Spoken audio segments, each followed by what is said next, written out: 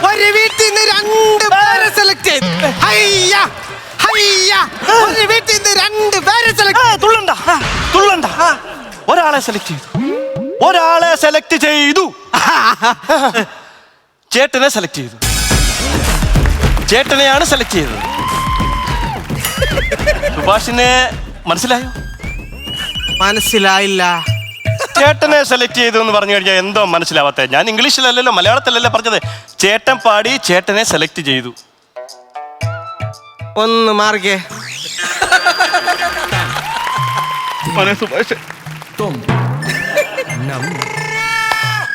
Sir പറഞ്ഞത് കേട്ടായിരുന്നു. ഞാൻ പാടണ്ട, ചേട്ടൻ പാടിയാ മതി എന്ന് ഇവിടെ പറഞ്ഞു. ഞാൻ ചോദിക്കട്ടെ സാറേ, അവൻ പാടണ്ടെന്ന് പറഞ്ഞു സാർ. അല്ല ഞാൻ പറഞ്ഞെന്ന് വെച്ച് കഴിഞ്ഞാൽ രണ്ടുപേരും പാടിയല്ലോ. പാടിക്കഴിയുമ്പോൾ ചേട്ടൻ നല്ലപോലെ പാടി. അപ്പൊ ചേട്ടനെ സെലക്ട് ചെയ്തു. അപ്പൊ ഇനി അനിയനെ ഇനി അടുത്ത ഓഡീഷനെ നമുക്ക് നോക്കാം എന്ന് പറഞ്ഞു. അപ്പോൾ വേണ്ട അവനിപ്പോ. നമുക്ക് ഒരാൾ മതിയല്ലോ, ഒരാളെ അല്ലേ നമുക്ക് സെലക്ട് ചെയ്യാൻ പറ്റൂ. ആണോ? ആ പക്ഷേ ആ അവർ പറയുന്നത് പാട്ട് പാടി ഇപ്പം എന്നെ അവർ സെലക്ട് ചെയ്യുന്നതാണ് പറയുന്നത്. എൻ്റെ പാട്ട് ഇഷ്ടപ്പെട്ടെന്നാണ് പറയുന്നത്. അതിന് അപ്പം സുഭാഷ്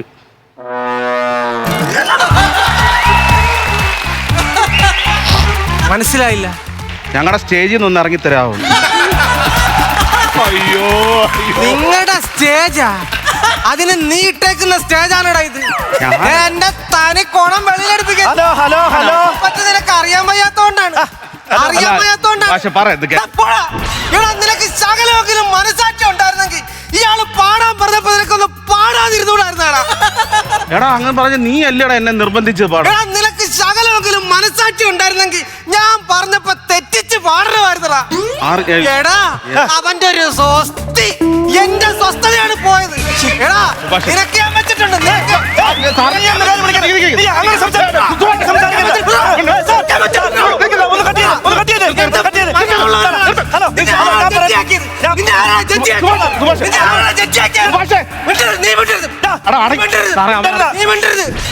കഷ്ടപ്പെട്ടാണ് ഇവിടെ വന്നത്.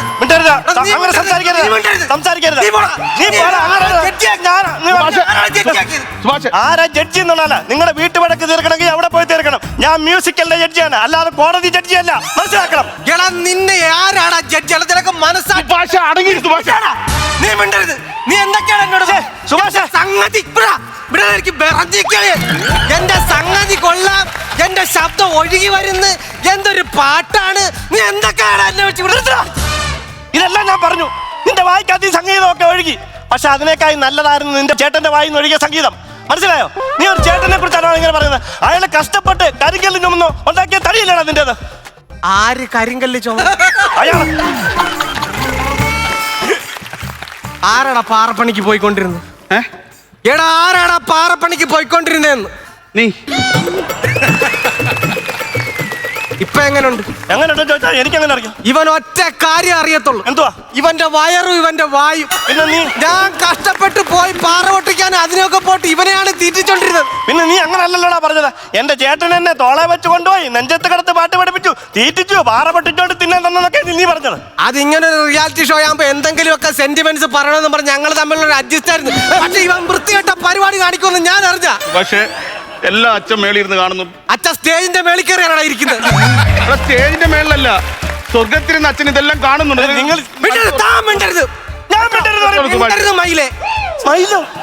മയില് ഇങ്ങനെ മൂടിയിട്ടേക്കാണ് മയിലേ. ഒരു കാര്യം ഞാൻ പറയാം. നീ മിണ്ടല്ല, ഞാൻ വരട്ടടാ. എടാ ഞാൻ വരട്ടടാ. സുഭാഷേ നീ മിണ്ടരുത്. മിണ്ടരുത്. നിങ്ങളിങ്ങനെ ഞാൻ സംസാരിക്കട്ടാ. എടാ ഞാൻ ഒരു കാര്യം പറയാം. നീ ഇപ്പൊ ഇവനെ സെലക്ട് ചെയ്ത് വെച്ചേക്കുന്നല്ല. ഞാൻ പറഞ്ഞല്ലേ എന്റെ അച്ഛൻ രാവിലെ അമ്പലക്കുളത്തില് സാധകം ചെയ്യാൻ പോകുന്നു പറഞ്ഞു. അച്ഛനെ തട്ടിയത് ഇവനാണോന്ന് എനിക്ക് സംശയം. എന്താണ് സുഭാഷ് പറഞ്ഞത്? എന്താ തോന്നുന്നത് സാർ നീ പറഞ്ഞത്? എടാ എനിക്ക് അന്നേ സംശയമുള്ള കാര്യമാ. പക്ഷെ ഞാൻ അന്ന് മൈൻഡ് ചെയ്യാതെ വിട്ടതാ. ഇപ്പൊ ചെന്ന് ഞാൻ പോലീസ് സ്റ്റേഷനിൽ കംപ്ലൈന്റ് കൊടുത്താലും 10 കൊല്ലം അകത്ത് കിടക്കും. സുഭാഷേ എടാ എനിക്കൊരു അവസരം കിട്ടിയപ്പോ അത് നീ നശിപ്പിക്കാൻ വേണ്ടി നീ കള്ളക്കേസ് കൊടുത്ത് എന്നെ അകത്താക്കൂലടാ. സുഭാഷേ കളിക്കല്ലേ മോനെ? കളിക്കും. എന്റെ അടുത്ത് കളിക്കരുത്. സുഭാഷേ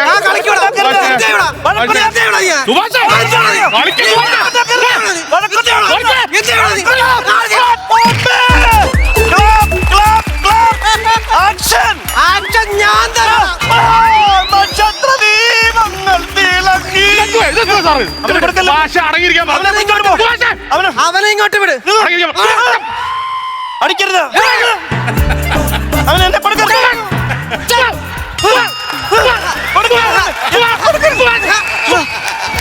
എന്നെ കൊടുക്കരുത്. അവനെ വിടറാ. വിടല്ലേ, എന്നെ വിടല്ലേ, വിടല്ലേ. അയ്യോ, അയ്യോ, എന്താ പറ്റി? കിട്ടി. കോട്ടയെ പിടിക്കരുത്. കോട്ട് വാടകയ്ക്ക് എടുത്തേക്കുന്നു. കോട്ടയെ പിടിക്കരുത്. കോട്ടയെ പിടിക്കരുത്. ോണ്ട് നടക്കാൻ നീ ആര് കോട്ടുമുക്രിയാടാ?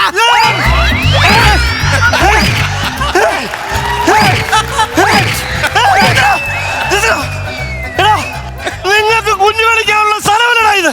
പിന്നെ നിനക്ക് കളിക്കാനുള്ള സ്ഥലമല്ലടാ. മിണ്ടി പോകരുത് രണ്ടെണ്ണം ഇവിടെ. ഇവിടെ ആരും പാടുമെന്ന് ഞാൻ തീരുമാനിക്കടാ. ഇതിന് തീരുമാനം ഞാൻ ഉണ്ടാക്കും. നീ മിണ്ടരുത്, നീയും മിണ്ടരുത്. എടാ നിങ്ങൾ രണ്ടുപേരും കൂടി ഇവിടെ ഇരുന്ന് പാടാ. ആരാ ജയിക്കുന്നതെന്ന് പ്രേക്ഷകർ തീരുമാനിക്കട്ടാ. എനിക്ക് അതിന്റെ അപ്പുറത്തെ കാര്യം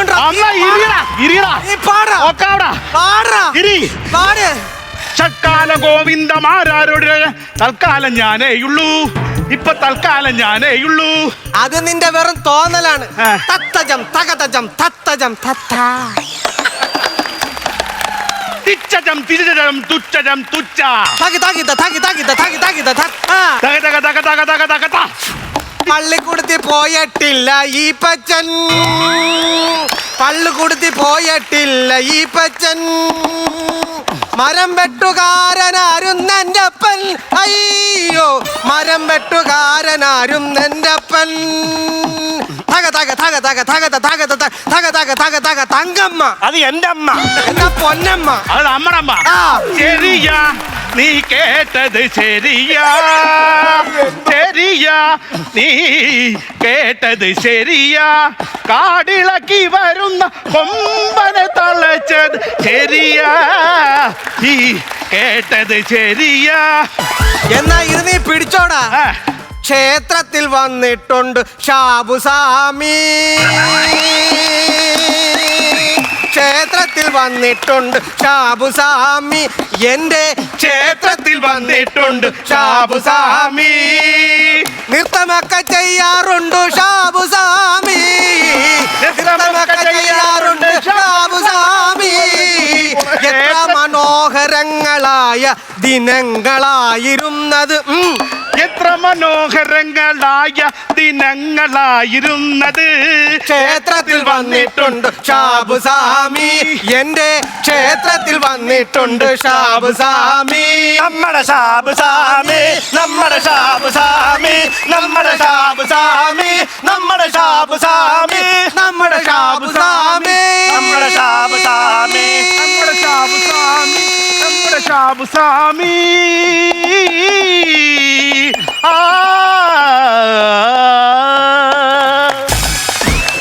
ഓ കിടുക്കം 16 കളിയാ. പിന്നെ 16 പിന്നെ എന്തോ സാറേ ഇനിയിപ്പോ എന്ത് തുടങ്ങാം? നമുക്ക് ഷൂട്ടിന് തുടങ്ങാം. ഷൂട്ടിംഗ് എന്ന് തുടങ്ങുമെന്ന് ചോദിച്ചു കഴിഞ്ഞാൽ എങ്ങനെ പോയാലും ഒരു 2 മാസം എടുക്കും. അങ്ങനാണെങ്കിൽ ഒരു പണി ചെയ്യാം. ഇപ്പൊ ഭജനക്ക് നല്ല മാർക്കറ്റാണ്. സാറാണെ നന്നായിട്ട് കൊട്ടുകയും ചെയ്യുന്നു. എന്നാ പിന്നെ നമുക്ക് ഭജന പരിപാടി അങ്ങ് തുടങ്ങിയാലോ? നമുക്കൊരു കാര്യം ചെയ്താലോ? കൊച്ചിൻ പതിനിസ എന്ന് പറയുന്ന ഒരു ഭജന സമിതി അങ്ങ് തുടങ്ങിയാലോ? തുടങ്ങാം. അപ്പൊ പിന്നെ അതാ കളി. ക്ഷേത്രത്തിൽ വരാറുണ്ട് ഷാബുസാമി. ക്ഷേത്രത്തിൽ വരാറുണ്ട് ഷാബുസാമി. എന്റെ ക്ഷേത്രത്തിൽ വരാറുണ്ട് ഷാബുസാമി.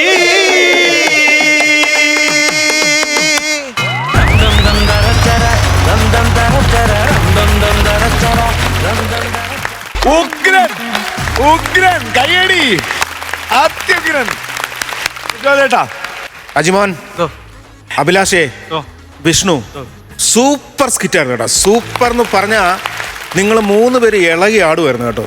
ഒരു ഉമ്മ കൊടുത്ത് ഇത്രയും കയ്യടി മേടിക്കുക, അതൊരു ഉഗ്രം പ്ലേ ആയിരുന്നു കേട്ടോ. നമ്മളീ പറയുന്ന ഒരു സ്കിറ്റ് റൂട്ട് അല്ല ഇത്. ശരിക്കും ഭയങ്കര ലൈഫാണ് കേട്ടോ. നിങ്ങൾ 3 പേരും ഭയങ്കര ലൈഫായിട്ട് കളിച്ചു എന്നുള്ളതാണ്. ഞാൻ എടുത്തു പറയുന്നത് വിഷ്ണുവും രാജിമോനും വന്ന നിങ്ങളുടെ ഒരു കോമ്പിനേഷൻ പരിപാടിയുണ്ട്. കാര്യം വിഷ്ണു അങ്ങോട്ട് കയറി വന്നു, രാജിമോനുമായിട്ട് സംസാരിച്ചു, എൻ്റെ ചേട്ടനാണ് എല്ലാം ചെയ്യുന്നൊക്കെ പറഞ്ഞ് വിഷ്ണു അച്ഛനെ നോക്കിയൊരു ഡയലോഗ് ഉണ്ട്. അതിനൊക്കെ നമ്മൾ സ്വയം മറന്നും കൈയടിക്കുകയാണ്. കാര്യം അത് ഭയങ്കര ലൈഫിലാണ് നിങ്ങൾ കളിക്കുന്നത്. അതിനുശേഷമാണ് നിങ്ങളുടെ ഉമ്മൊപ്പൊക്കെ അത് ലൈഫില്ലെങ്കിൽ അത്രയും സാധനം കിട്ടത്തില്ലായിരുന്നു. കാര്യം അത് റിപ്പീറ്റ് ആണെങ്കിൽ നമുക്ക് അരോചകമാകാൻ പോകുന്ന ഒരു സാധനമാണ്. പക്ഷെ നിങ്ങളുടെ ലൈഫ് കളിയിൽ പിന്നെയും അതിനൊരു സൈഡ് കൈയടി കിട്ടിക്കൊണ്ടിരിക്കുകയായിരുന്നു. ചേട്ടനെ സെലക്ട് ചെയ്തതിന് ശേഷം രാജിമോൻ്റെ സ്വഭാവം അറിയാം. വഴക്കെന്ന് പറഞ്ഞുണ്ടല്ലോ, നമുക്ക് ശരിക്കും ഇവിടെ തോന്നിപ്പോവും അമ്മാതിരി വഴക്ക് നിങ്ങൾ ക്രിയേറ്റ് ചെയ്തു എന്നുള്ളതാണ്. ഭയങ്കര രസമാണ്.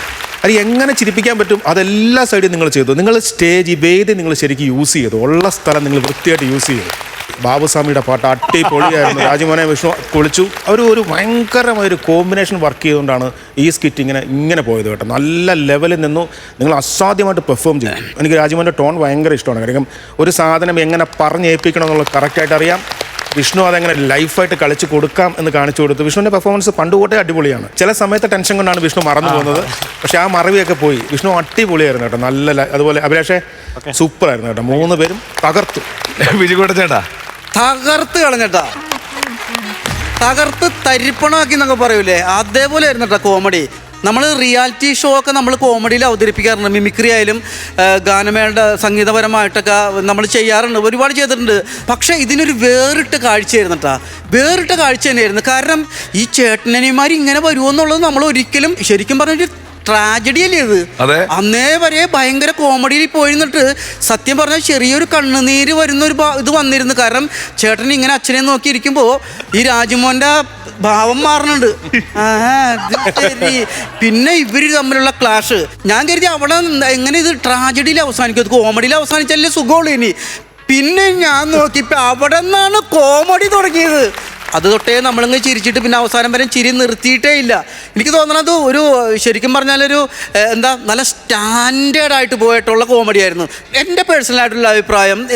നമ്മൾ ആ സ്റ്റാൻഡേർഡായിട്ട് നിന്നതിന് ശേഷം നിങ്ങൾ ക്ലാഷ് വന്ന് പിന്നെ കുറച്ച് തമാശയും കാര്യങ്ങളൊക്കെ ഉണ്ടായിരുന്നു.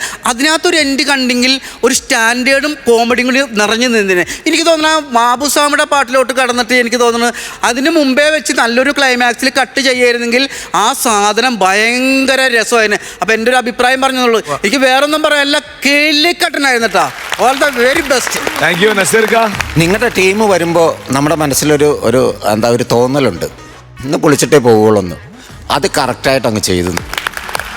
കാര്യം ഭരതം എന്ന് പറയുന്ന സിനിമ നമ്മൾ കേരളക്കരെ ഏറ്റെടുത്തൊരു പടം. അതിൻ്റെ അകത്ത് ഒരു ത്രെഡാണിത്. ആ സിനിമയിലെ ഒരു പോർഷനാണല്ലോ ഇത്. ചേട്ടനും അനിയനും തമ്മിൽ ഈഗോ ഉണ്ടായി, അത് വലിയ ചർച്ചയിലേക്ക് വലിയ വിഷയങ്ങളിലേക്ക് പോകുന്ന ആ കഥയുടെ നേരെ ഓപ്പോസിറ്റ് അടിച്ചൊരു സാധനമാണ് ഇത്.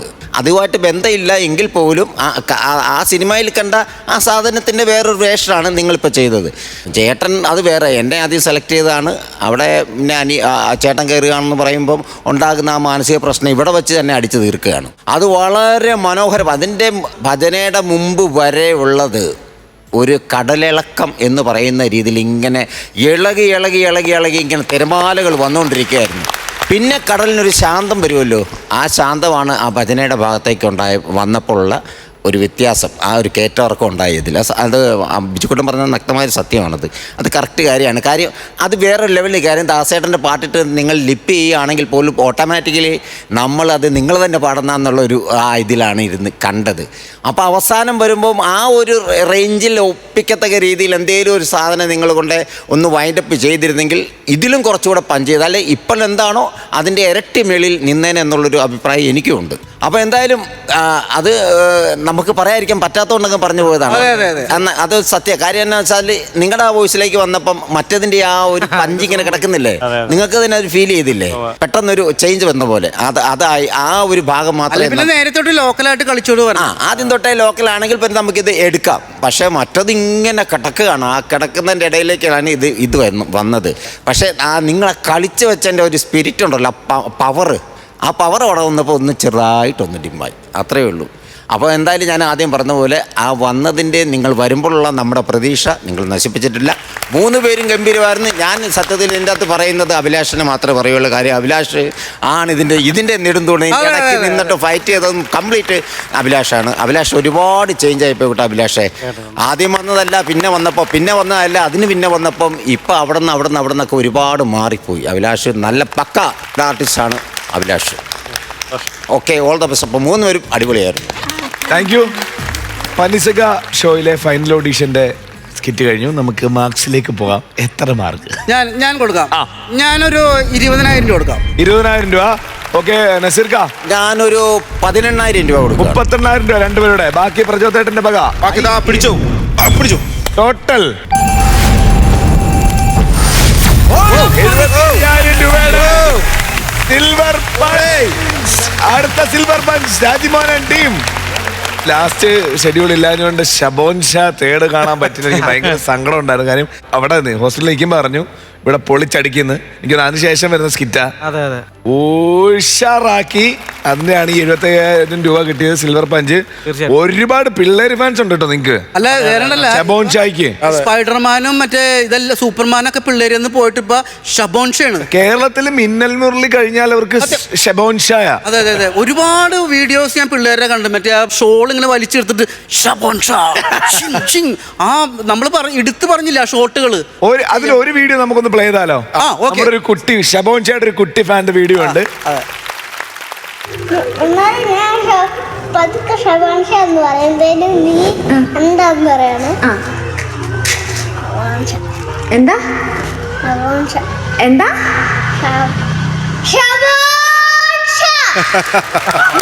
അമ്മോ. ഓ ഷബോൻ ഷാ വേണോ? ഓ ഉത്സവം മുടങ്ങുമോ? ഉത്സവം മുടങ്ങത്തില്ല.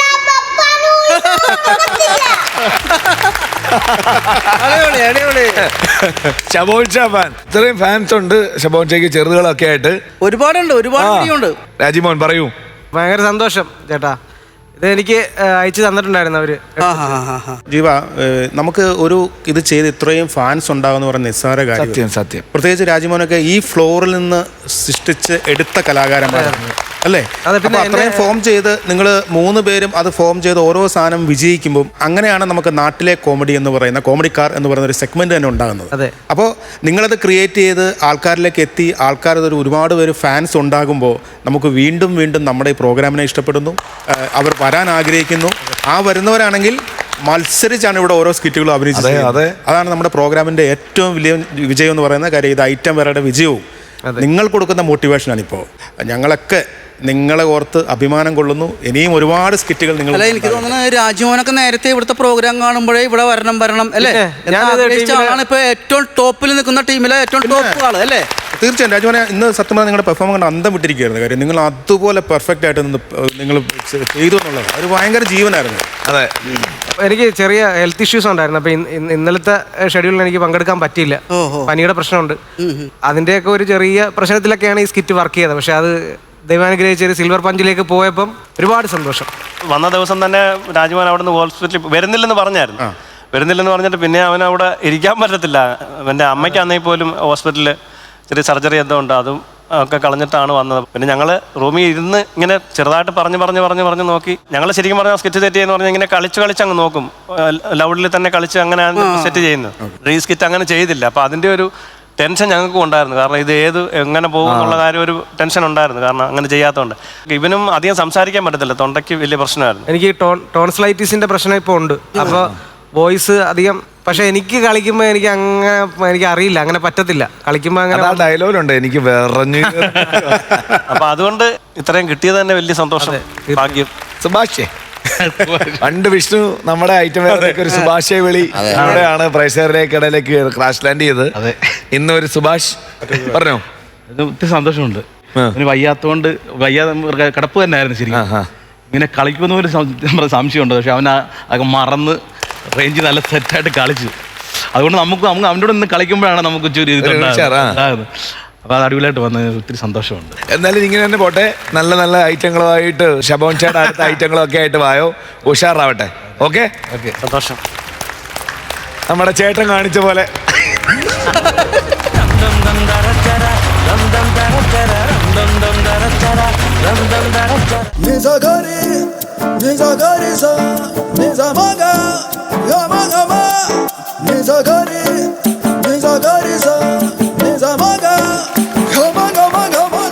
എന്തായാലും ബിരിയാണി റെഡിയായി. ഇനി ഈ ചെമ്പ് അങ്ങോട്ട് പൊട്ടിച്ചാൽ ചെമ്പം കൊണ്ട് പൊട്ടിക്കുമ്പോ അങ്ങ് ജംഗ്ഷൻ ഇരിക്കുന്ന മൂക്കിന്റെ അവിടം വരെ ഇന്റെ മണം അടിക്കും. എന്തായാലും ബിരിയാണി ചെമ്പം കൊണ്ട് പൊട്ടിക്കാം. അയ്യ അല്ലേ കളയണ്ട, വൈകിട്ട് കിഴിപ്പുറോട്ട് ഉണ്ടാക്കും. കയ്യിൽ വെണ്ട് തെറ്റായിട്ടിരിക്കുവാണ്, ഇതങ്ങോട്ട് മാറ്റി വെച്ചാ മതി.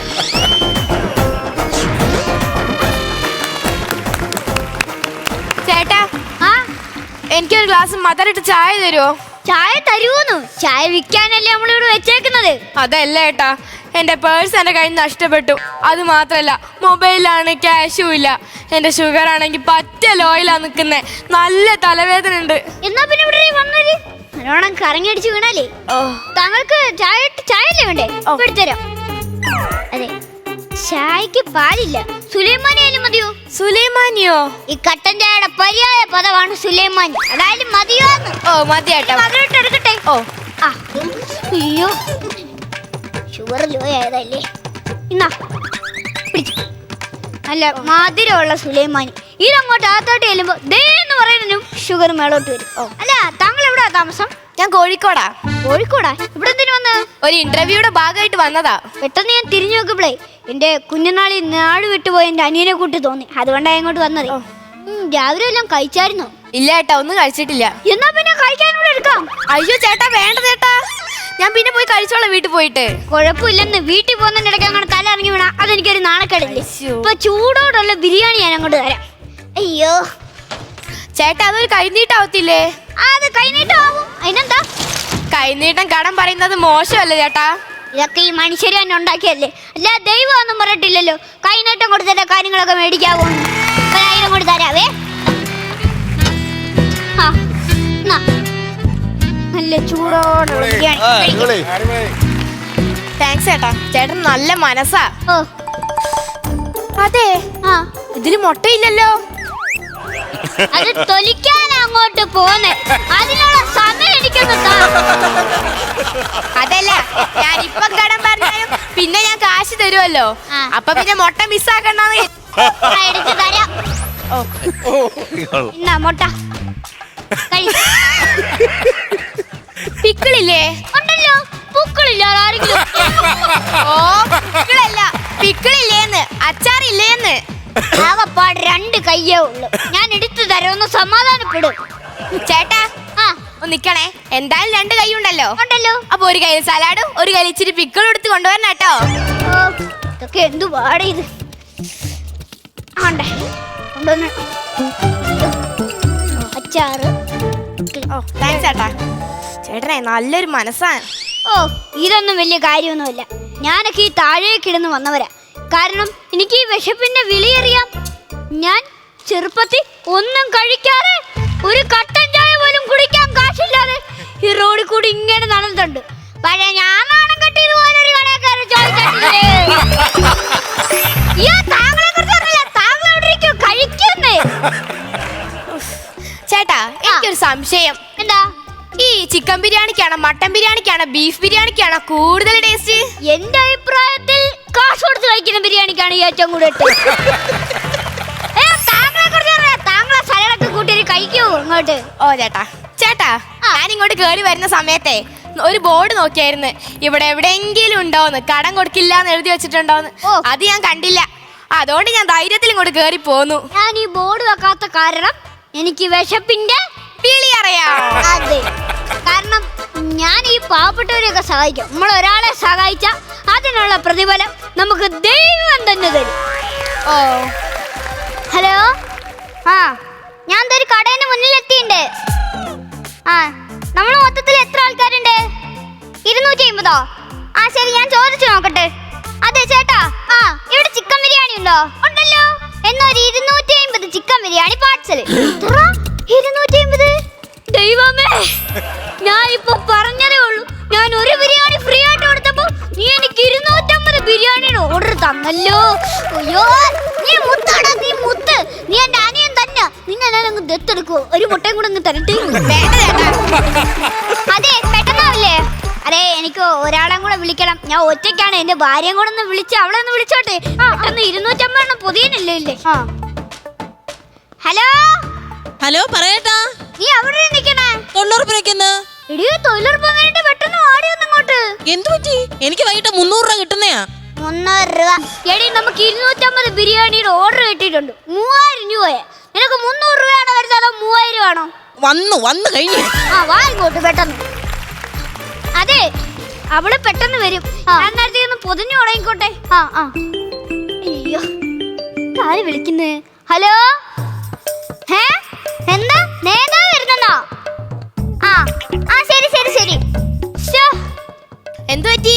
അതെ ഞങ്ങളുടെ നേതാവ് വരുന്നുണ്ട്. അപ്പൊ പാർട്ടിക്കാര് പറഞ്ഞു ഈ ലൊക്കാലിറ്റിയിലെ നല്ല ബിരിയാണി കടയിൽ നിന്ന് നല്ല സൂപ്പർ ബിരിയാണി വാങ്ങിക്കണമെന്ന്. എന്നാ പിന്നെ ആ ജംഗ്ഷനിന്ന് ഇങ്ങോട്ട് തിരിഞ്ഞാലേ മാതാ ഹോട്ടലാണുള്ളത്. അവിടെ അടിപൊളി ബിരിയാണി കിട്ടും. ഇതൊക്കെ തോലഞ്ഞ ബിരിയാണിയാ. അത് മാത്രല്ല വലിയ ചിക്കൻ പീസും കിട്ടും അവിടുന്ന്. ഇത് കണ്ടോ, കുഞ്ഞ് ചിക്കൻ പീസ്. പിന്നെ കണ്ടോ, ഇത് വാഴ വണ്ണെട്ടിട്ട മാറിയാ കിടക്കുന്നത് തന്നെ. നല്ല ബിരിയാണി കിട്ടണമെങ്കിൽ അവിടെ പോയാൽ മതി, സൂപ്പർ ആകും. എന്നാലേ 250 ബിരിയാണി ക്യാൻസൽ. ഞാൻ മാതാ ഹോട്ടലിൽ നിന്ന് വാങ്ങിച്ചോളാം. വഴിയെ പോയവൻ ഒരു കട്ടൻ ചായ മതിയെന്ന് പറഞ്ഞേ അവന്റെ അണ്ണാക്കിലോട്ടും ബിരിയാണികളിൽ കയറ്റിക്കൊണ്ട് പെണ്ണുമുള്ള ഒരു 300 രൂപ കളഞ്ഞിട്ട് അവളോട് ഞാൻ എന്തോ സമാധാനം പറയും. ദൈവമേ. ചേട്ടാ ഒരു മുട്ടയും കൂടി തരാമോ? നിനക്ക് മുട്ടയല്ല ഈ ബിരിയാണി ചപ്പടത്തിന് തലവേക്കണം. എന്താ ചേട്ടാ കുഴപ്പം? എന്തുവാ ചേട്ടാ കുഴപ്പം? അവിടെ നിന്ന് പറഞ്ഞില്ല ഇല്ല കുഞ്ഞു വേഗം വേഗം. ചേട്ടാ ചേട്ടനല്ല പറഞ്ഞ ചേട്ടന്റെ വിശപ്പിന്റെ വിളി അറിയാമെന്ന്. എനിക്ക് വിശപ്പിന്റെ വിളി മാത്രമല്ല വേറെ കുറെ വിളി അറിയാം. പൈസ വെക്കണം. നീയേ പൈസ വെക്കുമല്ലോ, പൈസ വെച്ച ഇത് ഞാൻ തരും. ചേട്ടാ അതെന്റെ സർട്ടിഫിക്കറ്റാ ചേട്ടാ. പ്ലീസ് ചേട്ടാ ഒന്ന് താ ചേട്ടാ. ഈ പൈസ തന്നിട്ട് പോയാ മതിയുടെ ഇവിടുന്ന്. ചേട്ടനല്ല പറഞ്ഞ ചേട്ടനെ കാണാൻ എന്റെ അനിയനെ പോലെ ഉണ്ടെന്ന്. ചേട്ടനെ കാണാൻ എന്റെ അനിയനെ കൂട്ട. അതല്ല ചേട്ടാ, ചേട്ടന്റെ അനിയനെ കാണാൻ എന്റെ മാതിരി ഉണ്ടെന്ന്. എന്റെ അനിയൻ ഇമ്മാതിരി നിന്റെ ഓനമോട്ടൊന്നുമല്ല. അതുപോലെ അവൻ വല്ലവന്റെ ഹോട്ടലിൽ കയറി തെണ്ടിയൊന്നും തിന്നത്തില്ല, അറിയാമോ? ചേട്ടാ ഫയലൊന്ന് താ ചേട്ടാ. നിനക്ക് ഞാൻ ഫയൽ തരത്തില്ല. ചേട്ടാ ഞാൻ ഫസ്റ്റ് വന്നത് ഇവിടെ ഷുഗർ ആയിട്ട് വന്നതല്ലേ, ഞാൻ ചായ ചോദിച്ചോളൂ. ഷുഗർ ആയിട്ട് വന്നെങ്കിലേ നീ പഞ്ചസാര കഴിക്കണമായിരുന്നു. നിന്നെ അണ്ണാക്കിയിട്ട് നിന്നെ ഇവിടെ മൂടിയാൻ ചേട്ടാ ഞാൻ ഒരു ചായ ചോദിച്ചോളൂ. ചേട്ടൻ എന്നെ ബിരിയാണി ഒക്കെ തന്നെ ഇവിടെ ഇരുത്തിയത്. ഞാൻ നിന്റെ ഇത് ഇപ്പൊ എനിക്ക് ഇവിടെ ചായ ഉണ്ടാക്കി. ഇപ്പൊ തന്നെ ഞാനൊരു ചായ ഉണ്ടാക്കി ഇവിടെ. ചേട്ടാ ഞാൻ ചായ ചോദിച്ചില്ലല്ലോ. നിന്റെ അണ്ണാക്കിലോട് തള്ളി തരാനല്ല.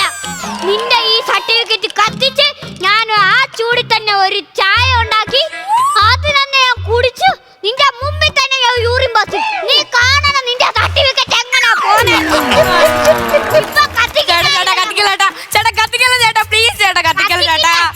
അയ്യോ എന്റെ പായല് പോയല്ലോ. കത്തിക്കണ്ടെങ്കിൽ നീ എനിക്ക് പൈസ തരണം. ചേട്ടാ ഞാൻ വീട്ടിലെത്തിയിട്ട് ഗൂഗിൾ പേ ചെയ്തിട്ട് ചേട്ടാ. ഗൂഗിൾ പേ തരാന്നാ ഇവനെ ഇന്ന് ഞാൻ നിനക്ക് പറഞ്ഞാ മനസ്സിലാവൂല. നിന്നെ ഇന്ന് ഞാൻ നേരം ഒരു ബിരിയാണിയുടെ നഷ്ടമുള്ളായിരുന്നു. ഒരു തരുവം ബിരിയാണി വെള്ളത്തിലായേ ആൾക്കാർക്ക് കൊടുക്കും. ദൈവമേ മൊത്തം പോയി. നീ ഒറ്റ കാരണമാ. അയ്യോ ചേട്ടാ ഹലോ, ഇന്ന് മാതാവ് ഹോട്ടൽ അവധിയാ.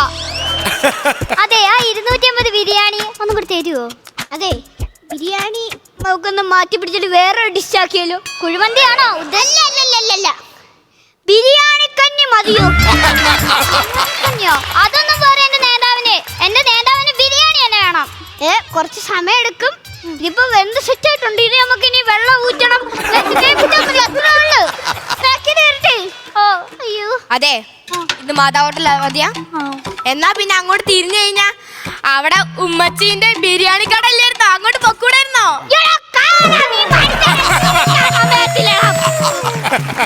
അതെ ചേട്ടാ, ഉമ്മച്ചീന്റെ ബിരിയാണി കടയത്തെ നമ്പർ ഉണ്ടോ?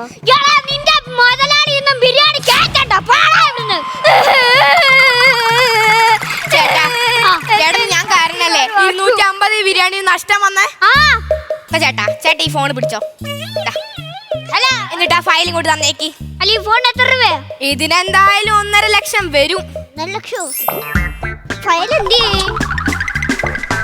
അതിനകത്ത് വെള്ളം വേണ്ടിട്ടുണ്ട്, വീട്ടിൽ ചെന്ന് ഉണക്കി എടുത്താൽ മതി. അപ്പം ശരി എന്നാ. ആ ചേട്ടാ, ഞാൻ ഇതിന്റെ പൈസ, ബിരിയാണിന്റെ ഒക്കെ പൈസ തരുമ്പോഴേ ചേട്ടൻ എനിക്ക് ഈ ഫോൺ തന്നാ മതി കേട്ടോ. ചേട്ടാ, ഇനി ഇങ്ങനെ ഒരാളോട് ചെയ്യരുത് കേട്ടോ. യവനിനി ആ ബിരിയാണി പൈസ ആരിട്ടുണ്ട് എനിക്ക് വന്നില്ല. അതുകൊണ്ട് എന്തായാലും ഈ ഫോൺ എനിക്ക് കിട്ടില്ലോ. ഇനി പെണ്ണുമ്പള വരുമ്പോ ഇത് കാണിച്ച് അവളെ സമാധാനപ്പെടുത്തണം. അല്ല, ഇതാ നീ വിളിക്കണേ. ഹലോ ഹലോ, ആരാ വിളിക്കുന്നേ? എടാ 24 മണിക്കൂറിനുള്ളിൽ നിന്നെ ഞാൻ പൊക്കൂടാ. ഇത് പോലീസ് സ്റ്റേഷനാ. നീ മൊബൈൽ അടിച്ചു മാറ്റും അല്ലടാ? ആ, നീ മൊബൈൽ അടിച്ചു മാറ്റും. നിന്നെ 24 മണിക്കൂറിനുള്ളിൽ നിന്നെ പൊക്കൂടാ. നിന്റെ ലൊക്കേഷൻ നോക്കിയിട്ട് നിന്നെ പൊക്കൂടാ. അല്ല, നീ ഒന്നും പറയണ്ട, നിന്നെ ഞങ്ങൾ ഇപ്പൊ പൊക്കൂടാ. നീ നോക്കിക്കോ. പോലീസുകാരും വിളിച്ച് ഈ അപ്പാവിന്റെ മോട്ടിച്ച ഫോണായിരുന്നു. ഇതാണ് പറയുന്നത്, ഈ കാലത്ത് നമുക്കറിയാത്ത ആളെയോ നമ്മളിപ്പോ ആദ്യമായിട്ട് കാണുന്നയോ ഓരോരുത്തരെ ഒന്നിനും സഹായിക്കരുതേ. അങ്ങനെ ഇന്നത്തെ എപ്പിസോഡ് കഴിഞ്ഞിരിക്കുന്നു. എന്നാ പിന്നെ പോയിട്ട് അടുത്ത എപ്പിസോഡിൽ വരാം. അതുവരെ ദിസ് ഇസ് ബൈ ഫ്രം ജീവ and bye from flowers comedy. ഇത് ഐറ്റം വേറെ. Good night.